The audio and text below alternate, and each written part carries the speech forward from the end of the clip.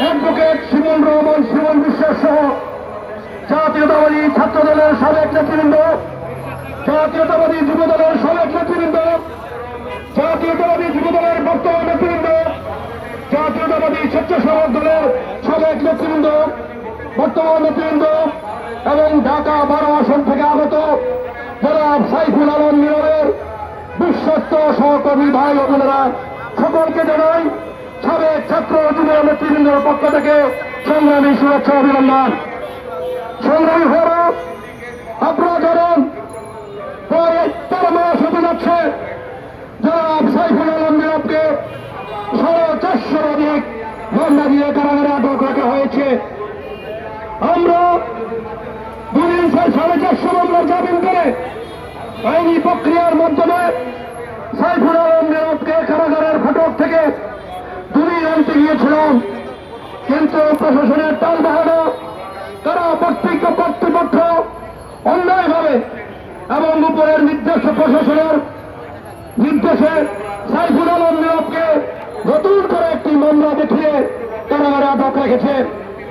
আমরা প্রত্যাশা করেছিলাম রাজপথের ভাইয়েরা, আমরা যারা সাইফুল আলম নীরবের সাথে ছাত্র দলের রাজনীতি করেছি, যুব দলের রাজনীতি করেছি এবং বর্তমানেও সাইফুল আলম নীরবের সহচর্যে আমরা রাজপথে আন্দোলন সংগ্রামে সক্রিয় হয়েছি। আমরা মনে করেছিলাম সাইফুল আলম নীরবকে আমরা মুক্ত করে আনব। এই সরকার 5ই জানুয়ারি নির্বাচন কুকুর কুত্তা মার্কা নির্বাচন করেছে। 18ই ডিসেম্বর 18 সালের নির্বাচন পুলিশ জুড়ে করিয়েছে। আর এবার আমি দামি নির্বাচন করে তারা ক্ষমতার মসনদে পাকাপোক্তভাবে বসে আছে। তারা সাইফুল আলম নীরবকে ভয় পায়, কারণ সাইফুল আলম নীরব এই ঢাকার রাজপথ থেকে বেড়ে ওঠা নেতৃত্ব। সাইফুল আলম নীরবের অপরাধ, সাইফুল আলম নীরব দেশনেত্রী বেগম খালেদা জিয়ার মুক্তি দাবি করে রাজপথ দাবি বেড়াচ্ছে। সাইফুল আলম নীরবের অপরাধ, দেশনায়ক তারেক রহমানকে বিয়ের বেশে বাংলাদেশে ফিরিয়ে আনার আন্দোলনে জাতীয়তাবাদী যুব দলকে সারা বাংলাদেশে ঢাকা শহরের সক্রিয় এবং শক্তিশালী সংগঠনে পরিণত করেছে। সাইফুল আলম নীরবের অপরাধ, ঢাকা 12 আসনের জনগণের প্রতিনিধিত্ব করছে। সাইফুল আলম নীরবের অপরাধ, বিএনপি নেতৃত্বে যে আগামী আন্দোলন সংগ্রাম হবে, এই ক্ষমতার এই হাসিনা সরকারের পাউস আগুন্দ মস্তক তস করে কাটিয়ে দেওয়ার জন্য বিএনপি যে আন্দোলন কর্মসূচি দেবেন, অ্যাডভোকেট রুহুল কবির রিজভী যে আন্দোলন কর্মসূচি দেশনায়ক তারেক রহমানের পক্ষ থেকে ঘোষণা করবে, সেই আন্দোলনে সাইফুল আলম নীরব ঢাকার রাজপথ দাবিয়ে বেড়াবে। ঢাকার রাজপথে আন্দোলন সংগ্রামের মধ্য দিয়ে, এই ঢাকার রাজপথের সংগ্রামের মধ্য দিয়ে ঢাকা 12 আসনের জনগণকে সঙ্গে নিয়ে এই ফ্যাসিস্ট সরকারের পতন ঘটাবে। আর এই কারণেই সাইফুল আলম নীরবকে একের পর এক মামলা দেওয়া হচ্ছে। বক্তব্য দীর্ঘায়িত করবো না, একটি মামলা দিয়েছেন, আর কোন মামলা দিলেন না। সাইফুল আলম নীরব ঢাকা রাজনীতিতে একজন কিংবদন্তি। সাইফুল আলম নীরব সারা বাংলাদেশের লক্ষ কোটি যুবকদের প্রাণের স্পন্দন।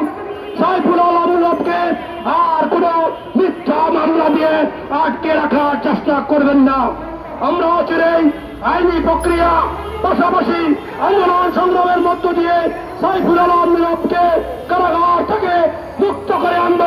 সাইফুল আলম নীরবকে তার কন্যা সন্তানদের কাছে আমরা ফেরত দিয়ে যাব। তার স্ত্রী সন্তানদের কাছে সাইফুল আলম নীরবকে আমরা বীরের মতো নিয়ে যাব এবং ঢাকা 12 আসনের নেতা কর্মীদের মাঝে এবং সারা বাংলাদেশের নেতা কর্মীদের মাঝে সাইফুল আলম নীরবকে রাজপথের আন্দোলন সংগ্রামের মধ্য দিয়ে কারাগার থেকে বের করে আনবো। আমাদের নেত্রী দেশনেত্রী বেগম খালেদা জিয়াকে মুক্ত করে আনবো।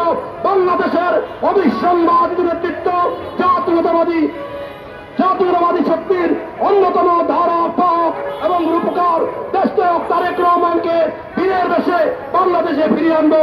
এই প্রত্যাশা ব্যক্ত করে আগামী দিনে বিএনপি যে আন্দোলন সংগ্রামে কর্মসূচি ঘোষণা করবেন, ফ্যাসিস্ট হায়না সরকারের পতনের জন্য যে আন্দোলন সংগ্রামের কর্মসূচি ঘোষণা করবেন, জাতীয়তাবাদী ছাত্র দল জাতীয়তাবাদী যুবদল, জাতীয়তাবাদী স্বেচ্ছাসেবক দলের সাবেক নেতৃবৃন্দ আপনাদের পাশে রেখে রাজপথে থাকবে এই প্রত্যাশা ব্যক্ত করে সকলকে এই মানববন্ধন কর্মসূচি সফল করার জন্য এবং আমন্ত্রিত অতিথিবৃন্দ, যুবদলের সাবেক নেতৃবৃন্দ, যুবদলের বর্তমান নেতৃবৃন্দ, ছাত্রদলের সাবেক নেতৃবৃন্দ, বর্তমান নেতৃবৃন্দ, স্বেচ্ছাসেবক দলের সাবেক নেতৃবৃন্দ, বর্তমান নেতৃবৃন্দ এবং ঢাকা 12 আসনের সকল পর্যায়ের নেতৃবৃন্দকে ধন্যবাদ জানিয়ে আমার বক্তব্য শেষ করছি।